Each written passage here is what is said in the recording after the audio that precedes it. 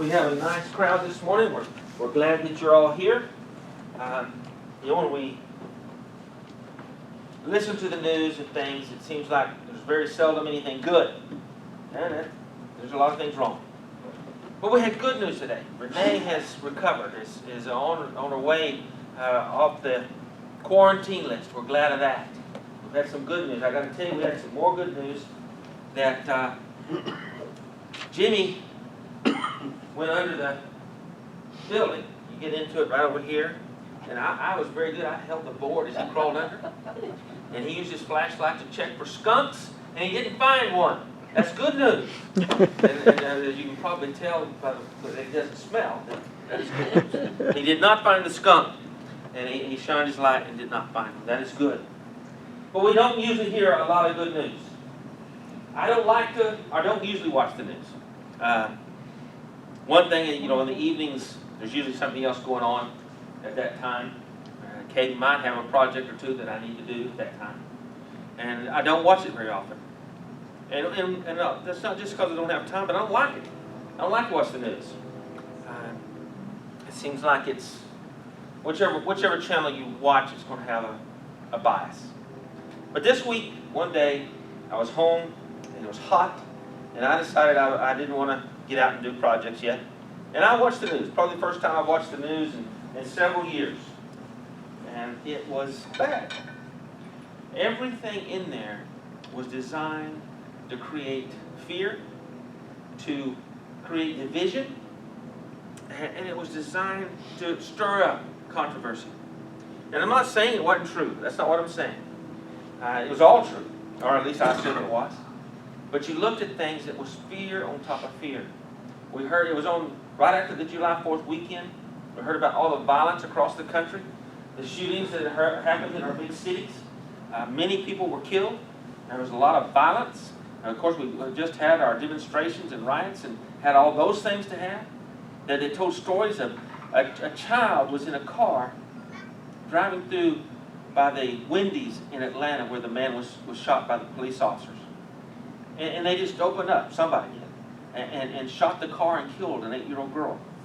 And then in Chicago, a mother was having a unity party over the 4th of July, trying to get her neighbors together, to bring people together so that they can be closer to one another. And what happens is her 12-year-old child is killed. Not, I don't think deliberately they were shot, but they were shot as a result of violence. A child in Columbia, Missouri was a street dancer and just having a good time. A man gets out of the car and walks up, hits her in the back of the head, and doesn't kill her, but puts her in the hospital. We have that over and over. We've had the killing of the individuals.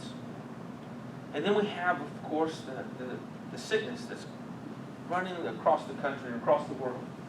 And it's not just the sickness that has hit us. It is that attitude that we have as a result of that sickness. We're being taught, and I'm not saying this is wrong. I'm not questioning any of this. Just that the effect of it is we cannot get close to one another. We cannot shake hands. We cannot hug, and for good reason. But they're driving us apart. We have to wear a mask so that we don't get sick, and that puts a distance between us. Everything is designed to put us apart so we don't get sick. I understand that. I understand there's a good reason for it. But the effect is we are being pushed further apart instead of being brought together. That in California you can't sing in church if you're so big because the risk is so great. That we have this over and over. In the news last night, we had officers that were ambushed doing their job down in South Texas, and they were killed. I just walked up to a house that had a call. They walk up and they're shot. There was a church in Florida where a man drives through the doors and sets the church on fire. All of this is designed to have us afraid. And the news people know that if we are afraid, we'll come back. We'll listen to more. Because that fear is contagious. And the reason that we have that fear is because this stuff is scary. People getting shot is scary. People dying of a disease is scary. People crashing through the doors with the trying to burn churches is scary. And sometimes we want to question why did God create his image bearers so vulnerable? Why didn't he make us impervious to the virus? Why didn't he make us different so that we could withstand some of this? But we're very vulnerable. We just aren't superheroes, all of us. Now, if Jace was here, we'd talk about Superman a little bit, but we'll go on. But we're not. That's just the fact of the matter. We are not impervious to bad things. Bad things happen. And one of the things, as we struck this, is it made me think of a verse. And we're going to look at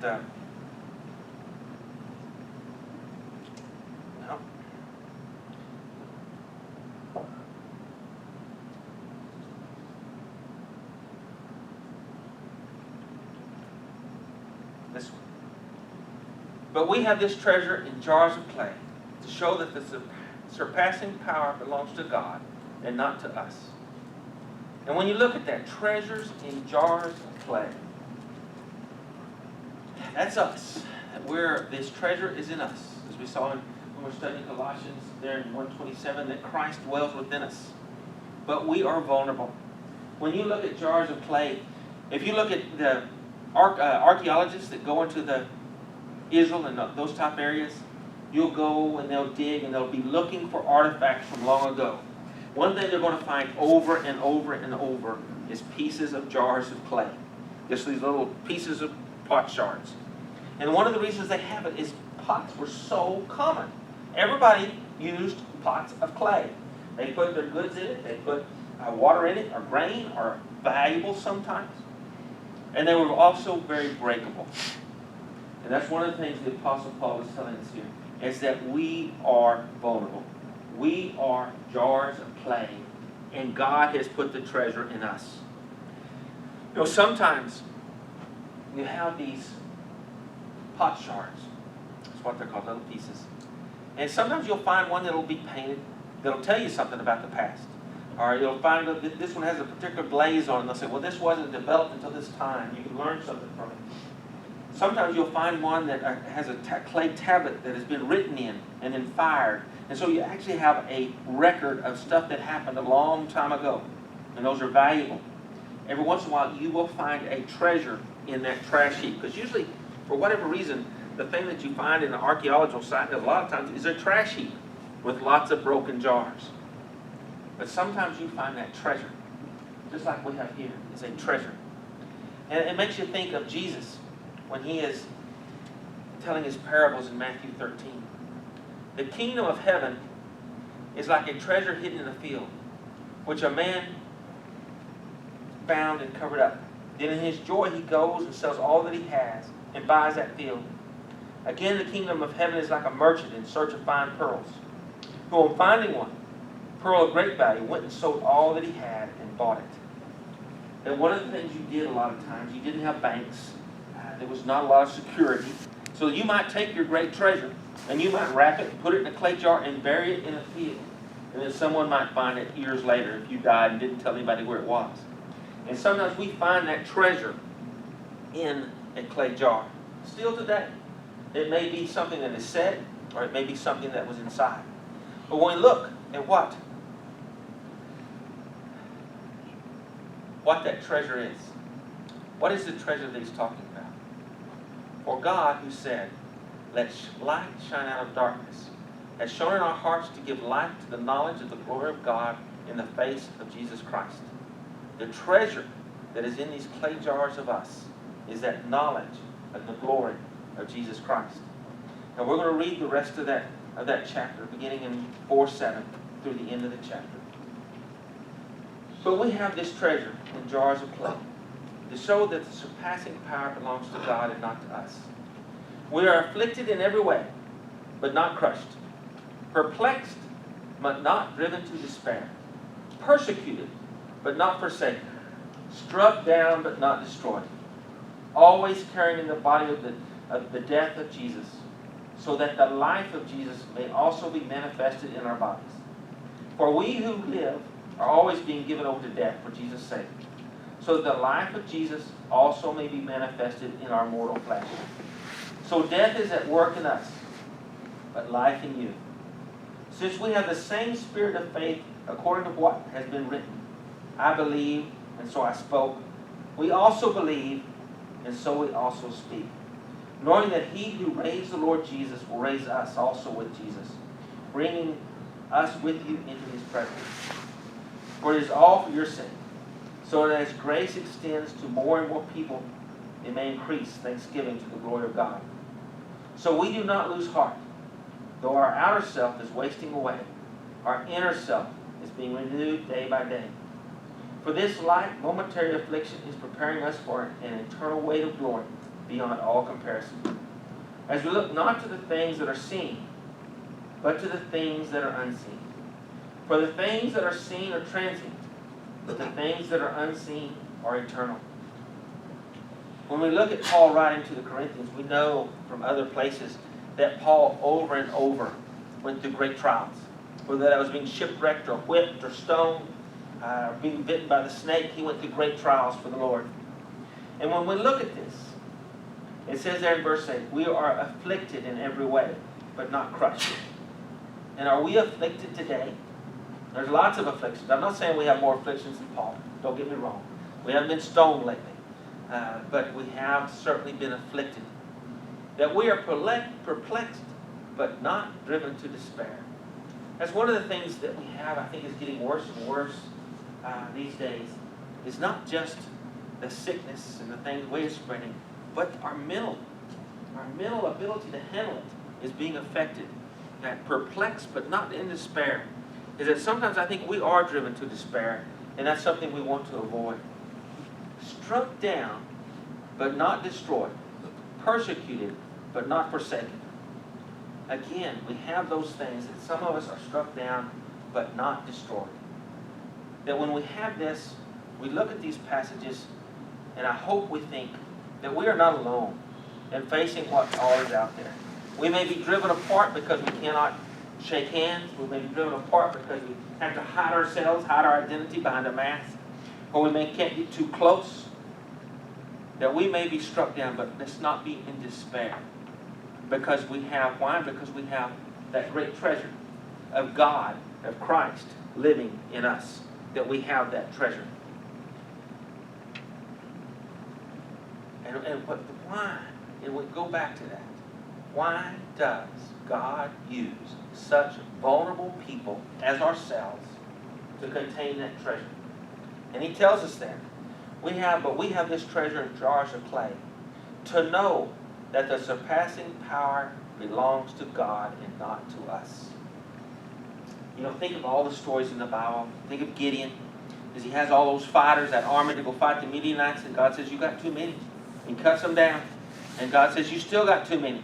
And finally, he's got Gideon down to 300 men to go fight this vast army of 100,000. And he wins. And why? Why does God want him to only have a few? So that you will know that it is the power of God doing this and not yours. We were talking in class this morning. One of the things Tony said is that so many times that we get the idea that when we are prosperous, when we're doing well, whether that's individually or as a group, that sometimes we get the idea that it is us. That we're the ones in charge, and we're the ones that needs the credit, that we have done this. And when that happens, when we forget that it is God's power that makes the difference, it's when we go down. That's when we have a problem. I know I've said this before, but Mother, I'm sure she quoted this to me at least weekly. A lot of weeks she did daily. Pride goeth before a fall. And so that's one of the things that we have, is that once we get so proud of ourselves, things begin to get bad.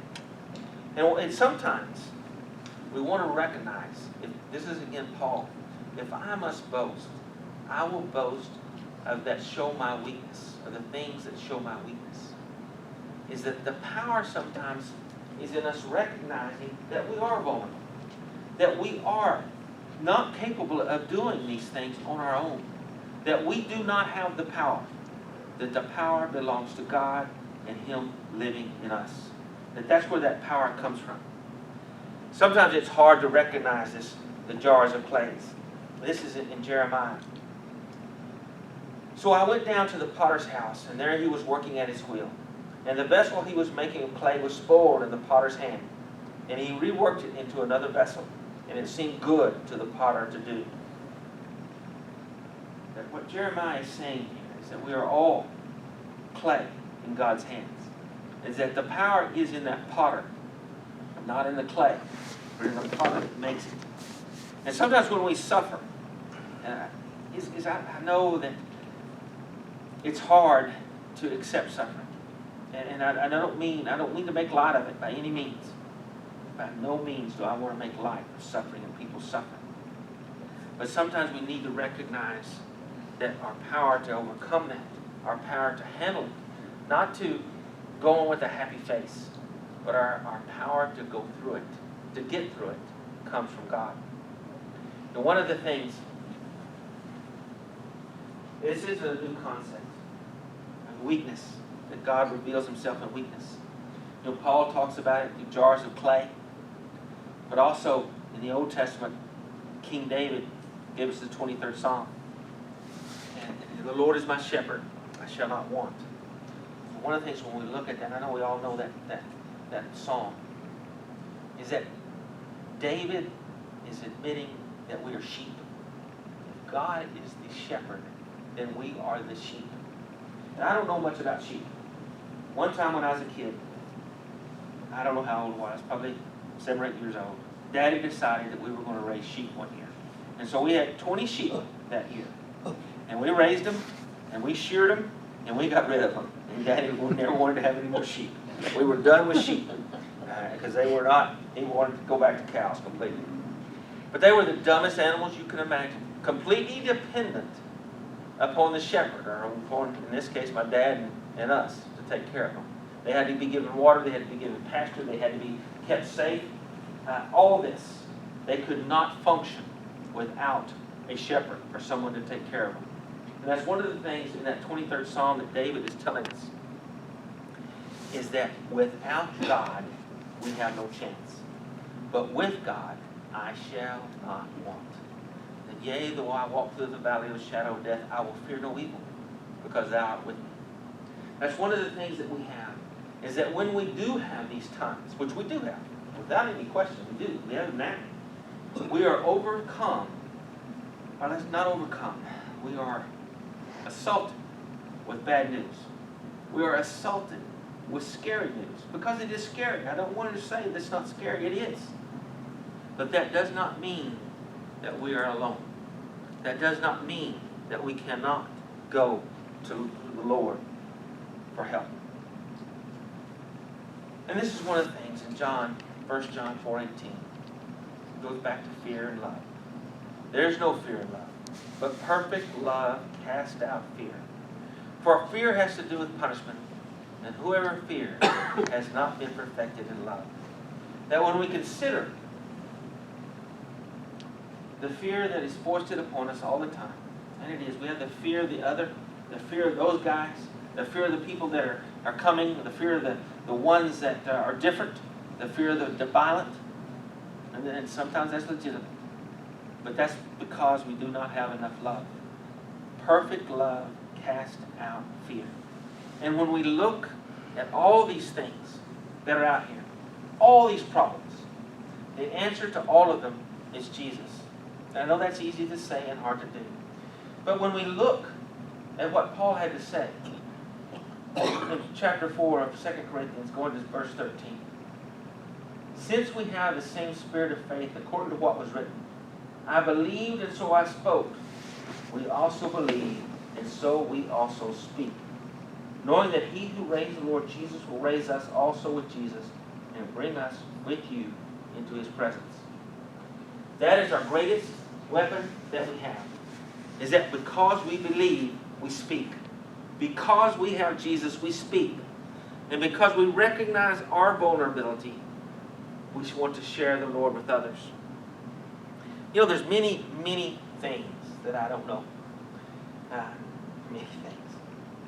And, you know, when we're having our class, we have a discussion, and we're going to have a little more after services. And because, and I think even of us all together, we still don't know everything, by any means. But when we are together and we can share together, we can learn more. And I think when we see the Christian life, we see how it is a communal life, that we rely upon each other, that we have each other to rely on. I think that's very important to realize, and sometimes we forget that. Our society wants us to be individualistic. Our society pushes that individual independence, and I am guilty of that.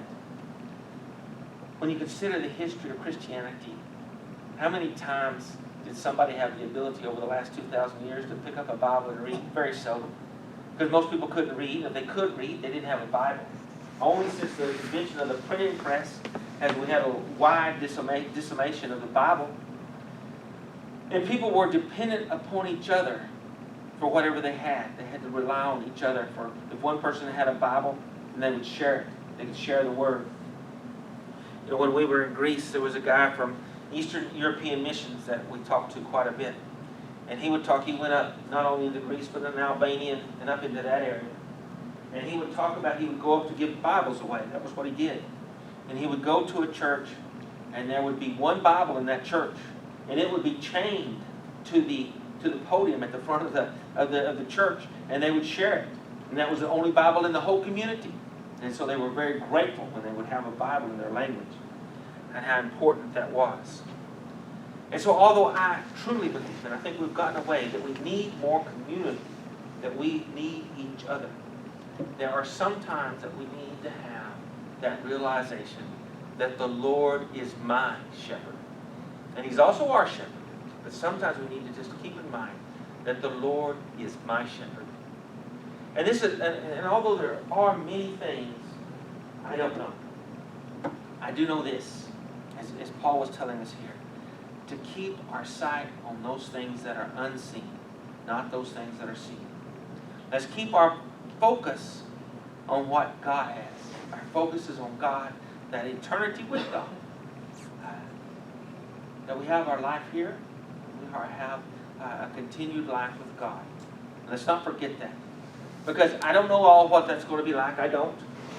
But I do know this, that God will be there, that Christ will be there, the Holy Spirit will be there, and that we have that promise that they will be. And that, what more do we want? What more could we want? Now, one last slide. This is just someone that I found. When fear and worry test your faith and anxious thoughts assail, remember God is in control and He will never fail. Now, this should be He will never fail. I'm sorry. As I keep telling you, I need a secretary sometimes to make sure that I type right. He will never fail. What we have is we are going to go out of here and we're going to be assailed by bad news. We're going to be assailed by violence and evil and possibly a pandemic. We're going to be challenged in many ways. But let's remember that we are here together to help each other. That we are here for each other to try to do what we can. And I want that if anyone has a problem, if they have some need, that we want to help you. And if you would come forward as we stand and as we sing.